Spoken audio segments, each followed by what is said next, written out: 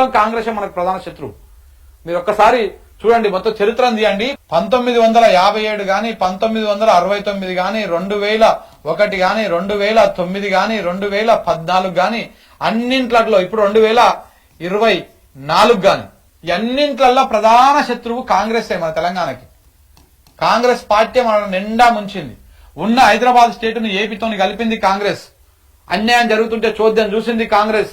1969 ఉద్యమాన్ని పొట్టన పెట్టుకున్నది, అణిచివేసింది కాంగ్రెస్. ఇందిరాగాంధీ మన 300 మంది బిడ్డలను పిట్టలను కాల్చినట్టు కాల్చి చంపింది కాంగ్రెస్ పార్టీ.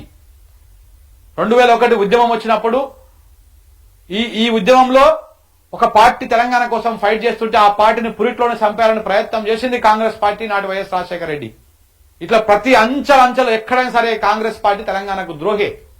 ఉద్యమం పీక్స్ లోకి వెళ్లి 2009లో ప్రకటన చేసింది కాంగ్రెస్ పార్టీ. ఆ చేసిన ప్రకటనను ఆరందరేక ముందుకు వెనకకు తీసుకున్నది కాంగ్రెస్ పార్టీ. పదవుల కోసం పెదవులు మూసుకొని ఉన్నటువంటి వాళ్ళు ఇక్కడ ఉన్నటువంటి కాంగ్రెస్ సన్నాసులు, తెలంగాణ ద్రోహులు. ఇవాళ మంత్రులుగా, ముఖ్యమంత్రిగా చాలా మంది ఉన్నారు వీళ్ళందరూ.